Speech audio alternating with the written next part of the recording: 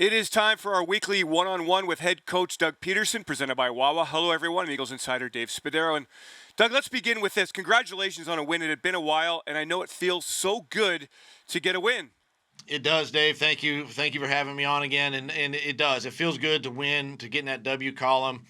You know, I mean, these guys put in a lot of hard work during the week, coaches and players, and in preparation. And we've been close. We've been in a lot of these football games this season, but it was really good to finally finish a game and get a W. Do you feel like with so many younger players, so many new combinations, that you kind of have to relearn how to finish games and how to win in the NFL? You do, and it's a constant constant communication with these guys. You know, and every we have a phrase and a saying around here that everything matters, and every day is kind of a new day with these guys, and so we have to continue to sort of reiterate that with them. You know, that everything we do matters, and there has to be a sense of urgency, and there's a new set of challenges each week, and they have to come prepared and obviously ready to practice each week and all of that. But that falls more on us as coaches, as leaders, to really instill that into our players so that it becomes sort of second nature for them. And then when they become that older veteran player, that's where they can lead and lead by example. Was Sunday's win over the Saints your definition of a complementary win where every phase contributed to this one? That's exactly right, Dave. When we say complementary football, I think the game Sunday it just epitomizes that, right? I mean, we had the takeaways on defense. We had 5 sacks on defense. Offense was able to capitalize on some of those turnovers and score. We had drives to score. Special teams, coverage units, things like that. So that's complementary football, and we took care of the ball outside of the one turnover there late in the game, which we can't do. But that's exactly what I've been talking about and talked to the team about, all season, being able to play that complementary style of ball. Doug, let's talk a little bit about Jalen Hurts and his performance. What did you see that was good? What did you see that he can build upon? Well, the good was, outside of the one turnover, he really took care of the football. Didn't put the offense in any harm's way. Threw the ball away. No sacks. Was able to extend plays with his legs. Stayed on the field on third down, scrambles.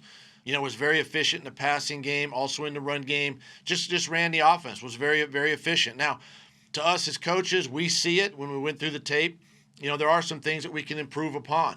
We can improve upon, the timing of his drop with the routes, right? We can improve on that. So timing and accuracy in the passing game, where his eyes are, the progressions, the reads, things that kind of happen a little bit faster in game, than they do in practice. And we can build upon that. Just overall, just execution, just be a little sharper, be a little crisper.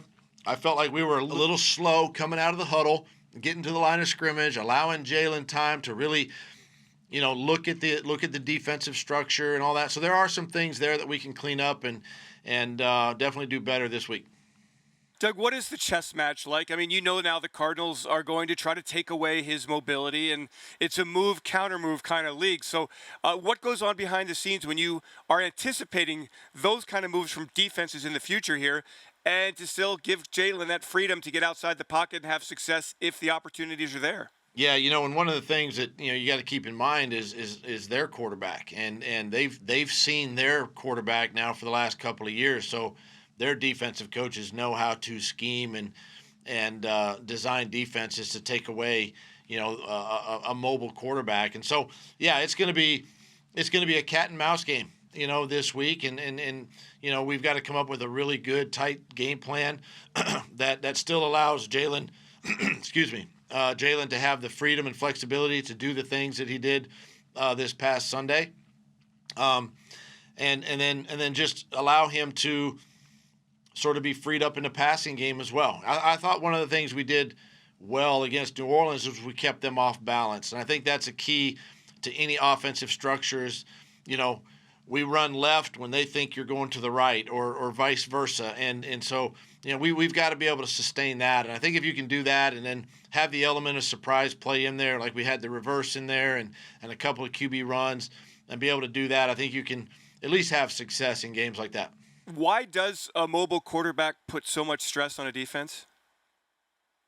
Because a lot of times they don't account for him. They think he's going to be, 7, 8, 9 yards deep in the pocket, and he's going to sit there and throw the football from the pocket. And anytime you can create a passing lane, and you got a quarterback that can push up in the pocket and then separate from there, it just stresses the defense. It stresses the coverage, especially if teams want to play man coverage, because all eyes are on the receivers and they're not on the quarterback. And so that's where some of the big plays, can really show up. And Jalen has a good feel. A lot like Carson, they have good feel for the pocket, right? When the pocket breaks down, they have an awareness to escape the pocket, and really put pressure on defenses. And sometimes the defense just doesn't account for that type of quarterback.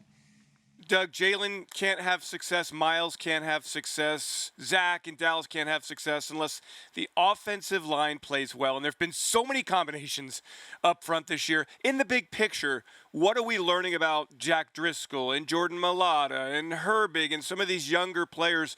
Do they have futures along the offensive line here? Do you think you can count on them in the big picture?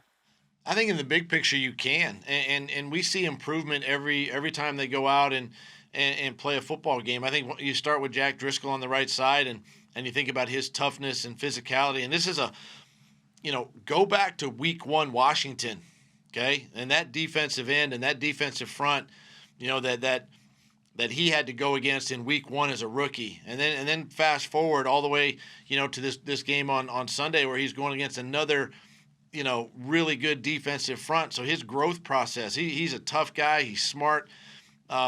He's in position all the time, and he's gotten better over the course of the year. You go to the other side, and Jordan Mailata, same way. It necessarily wasn't pretty beginning of the year, but now he's getting more reps and he's getting comfortable, and it's still not perfect, but at least he's heading in the right direction, right? And he knows where to go, and he's covering up his man, getting Isaac back. That solidifies the offensive line with he and Kelsey. And then Herbie over there, just keeps getting better as a guard. And he's a smart guy, physical guy. And really with young players, it's just a matter of just paying attention to detail, right? Focusing in, locking in practice, mentally, and then just cutting it loose on game day. Speaking of defensive line, Jim Schwartz relies on this 4-man front almost exclusively getting to the quarterback, and they are coming up big week after week. Please tell me about Javon Hargrave and the progress he's made. And I think people have to understand he missed the entire training camp and the first game of the regular season with an injury, and it took him a while, but we're seeing him really dominate up front. Yeah, our defensive line is really probably the last month of this season here. This last month have really have done a nice job putting pressure on quarterbacks, creating tackles for loss with the run game. And then you take a guy like Javon, who we signed this offseason, and as you said, he's missed some time, but he's really now beginning to play and come into his own, understanding the structure and style of the defense. Had an excellent game, had 2 sacks the other day, had a really good game the other day. And just sort of, with him and Fletcher and Malik and those guys in there, and, now Raekwon Williams, a young player that's getting more snaps, they just get better with more time. And he's feeling good, he's feeling healthy, and really, hopefully now this next stretch of games, he can continue that success. Doug, another individual player I want to talk about, Alex Singleton. It was a very nice story. Long journey to get to the NFL, hung around here, bounced around, gets some big play in San Francisco, and now all of a sudden it's like double digits in tackles every single week. How is this happening? What are you seeing from Alex? I mean, he's a tackle machine. The football and him are together the entire game. Yeah, Alex has been a bright spot, obviously since, Nate Gary went on IR, and he's filled in nicely there. He does a great job of just lining the defense up, getting the guys in the right position. He's usually technically in the right position most of the time, but he has been showing up. He's been showing up with quite a few tackles, and he does a nice job in space. He can fly around. Plus, he's playing special teams. And we ask a lot of our linebackers not only to play defense but also to play special teams. and Alex has been a big leader. He and I think about Duke Riley. Those two guys kind of have kind of not only led the defense, but I think led our special teams units. But Alex is solid. He's not like the biggest linebacker you're ever going to see, but he's for the most part he's in the right position to make plays. Arizona on Sunday, Doug. What kind of football team do the Cardinals have? It's a good team. They can be explosive on offense. They got an electric quarterback. The guy can run around and make plays. He's quick. He's agile. He's got a really big arm, and we know they got some skill and ability, on the perimeter. And then defensively, it's a group that kind of they're going to try to keep you off balance as well. They're going to try to disguise and give you multiple fronts and coverages and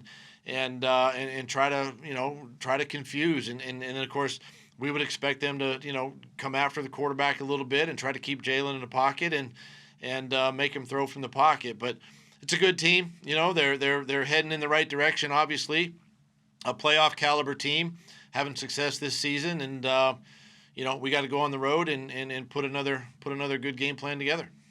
Speaking of the playoffs, it's still in your mind, right? Like all of a sudden, I think everybody's kind of caught on. Hey, there's still a chance here in the NFC East. That's something you've preached all along, right?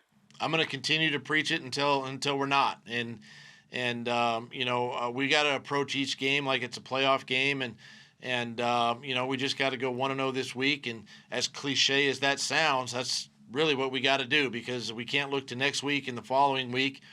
We got to be able to take care of business this week, but it starts in practice. You win the game. I truly believe you win the game in practice by the way you prepare, and the way you practice really sets you up for success on Sunday.